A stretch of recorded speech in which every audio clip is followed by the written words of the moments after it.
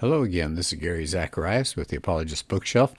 Let's take a second look at a book called How to Read the Bible for All It's Worth.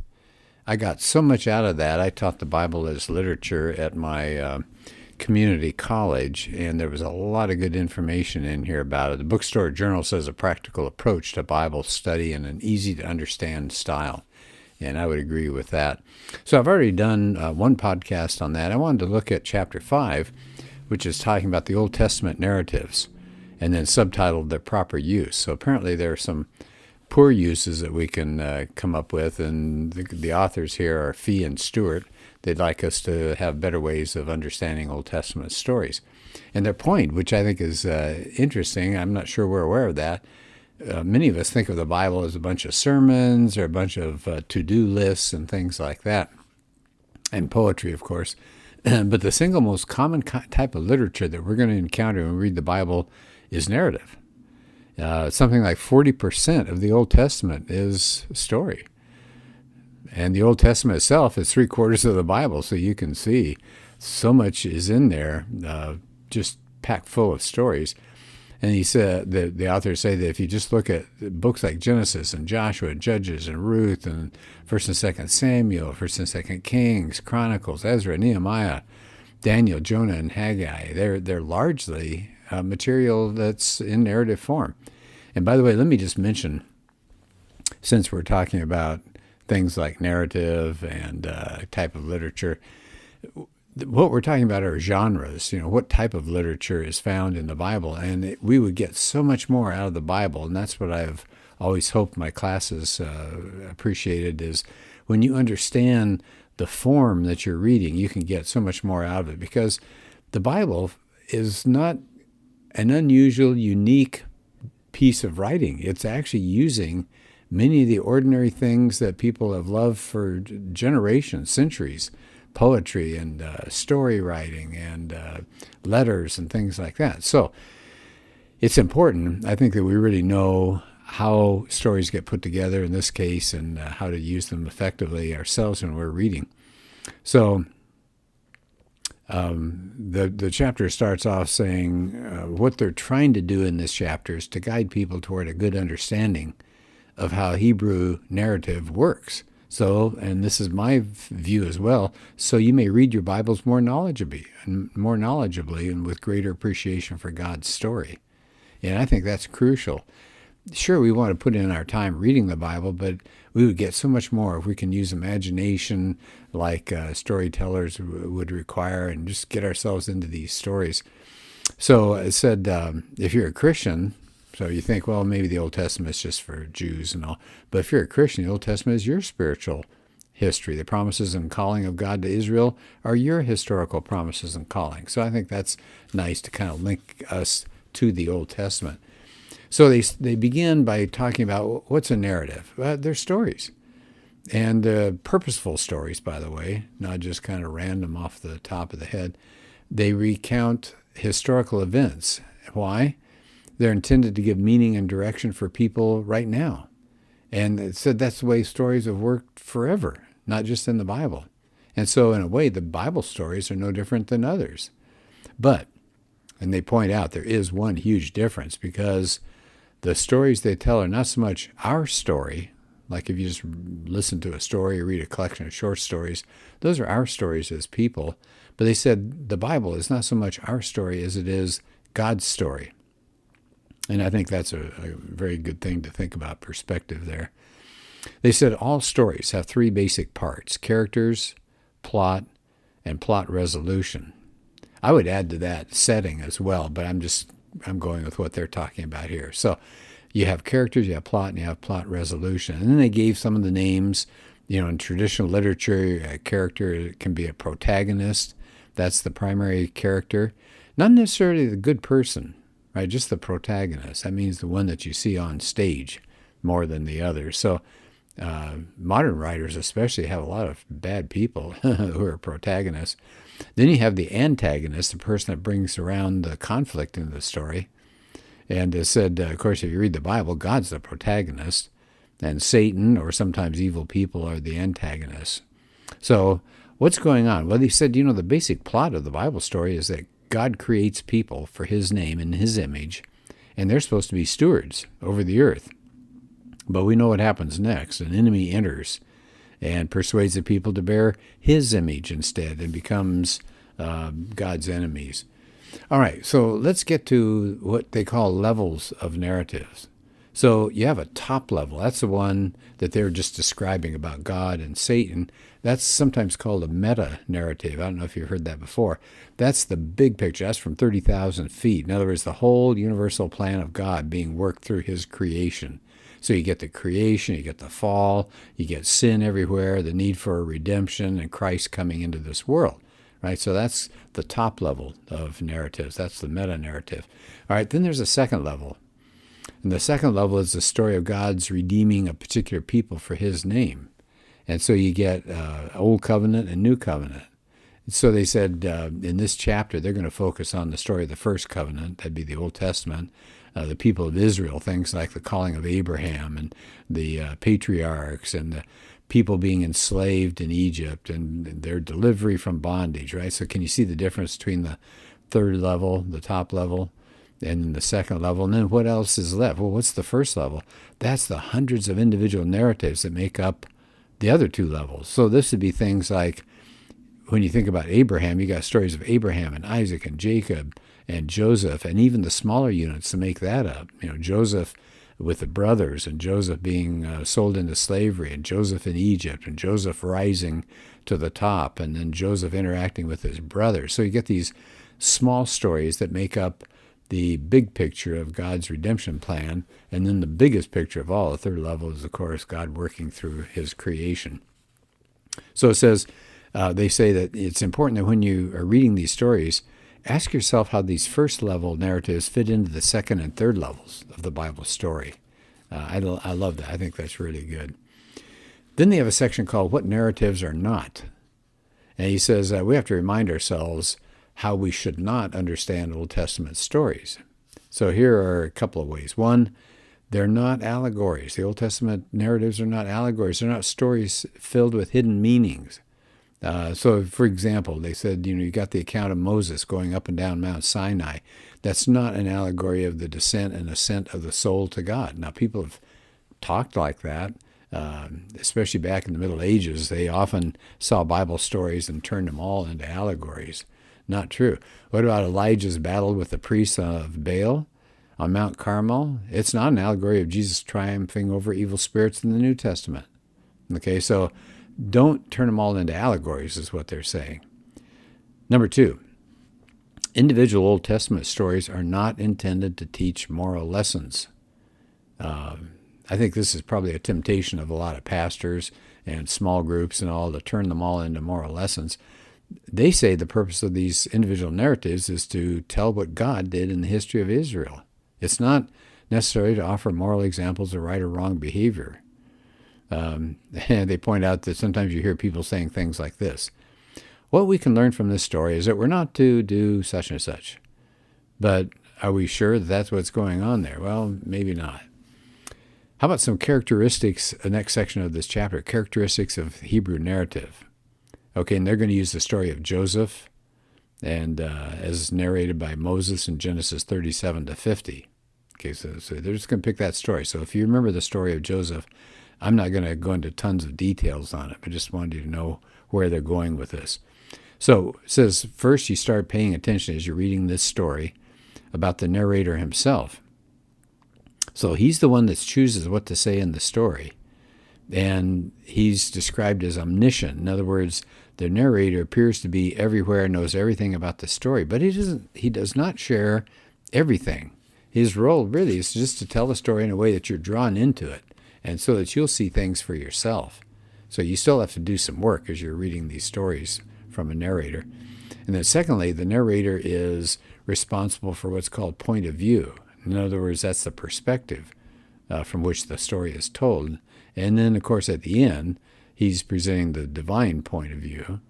It says sometimes God's point of view is disclosed directly. Sometimes you hear things like the Lord was with Joseph, and it's mentioned several times in here. So they're saying as you read these narratives, keep looking for how the inspired narrator discloses the point of view from where you're supposed to understand the story. Okay, let's go to scenes. It says the dominant mode of narration for Hebrews when they told stories was scenic. In other words, they moved the action along by a series of short scenes that made up the whole. Some modern authors will do that too. I think about Michael Crichton in his Jurassic Park stories. He takes very short scenes and puts them together, almost like a puzzle or something with small pieces, and puts them together. And they said, notice how it's done in the Bible. If you go to Genesis 37, you get these scenes. Joseph squeals on his brothers. And then you're informed why the brothers don't like him. Parental favoritism. Then it shifts. This is still Genesis 37. Then it shifts to two scenes where he starts recounting these dreams. And then you get the story of Joseph out searching for his brothers but not finding them. So you see all these little tiny scenes that make up the narrative work. It says another feature of these scenes is that most scenes only 2 or 3 characters are in place. You don't want to have a lot of characters, obviously, because that confuses things and makes it a little thicker and hard to get through, and it would intrude on the main idea. Let's go to characters. Characters are central. They're central to the Hebrew stories. But it says, notice that characterization doesn't have much to do with physical appearance. We make a big deal about that today. And I think back to, I was just reading some Charles Dickens stories, and he depended heavily on physical description, what their characters' nose look like, their ears, their hair, the eyes, the eyebrows, whatever it is. But it said, you hardly ever see anything visually about these characters. Hebrew narrative is just not interested in that. More important are things like status. Where are you in society? Are you wise? Are you wealthy? Or maybe profession. And again, let's think about those stories of Joseph here. We had captain of the guard. We have wife. We have cupbearer. We have baker. And sometimes the characters are described by whatever tribe they're part of, the Midianites, for example. So characters are often in these stories. Be watching for this. And I've pointed this out to my students in my classes at school. Characters sometimes are there to contrast or clash with other characters.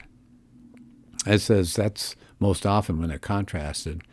Check them out. You see the clash between Joseph and his brothers, especially. And we see others as well, but I'm going to keep moving here. The prominent way characterization is done is not in the narrator's own description. It's watching the character do things, watch their actions, and watch their words. And it says, look at Joseph's moral character developing from negative to positive. That's a main theme all the way through. At the beginning, he's kind of a spoiled brat, isn't he? But his moral character comes along as he deals with Potiphar's wife, and even the way he handles his brothers and all. So keep watching the characters. Look at what they're doing. Look at what they're saying. And that's how you're going to learn what their heart is like. Okay, the two authors also talk about dialogue. They said that's critical. That's another crucial feature of Hebrew narrative. That's a good way of characterization. And I do the same thing. I would say the same thing to my classes. Listen to what they say. That reveals their heart. In fact, if you just talk to a person on a day-to-day basis, much of what we say to each other does not reveal our heart. We say, hey, nice weather. Or we say, how about those Padres playing baseball? Or whatever it is. That doesn't really reveal much about us. But in a story, a lot of that stuff is stripped out. And instead, we get primary information about the person coming out from what they say. So they point out the same thing. The first point of dialogue is a clue to the plot and to the character. Okay, so it's an example. Back to the Joseph story. He's narrating his dreams.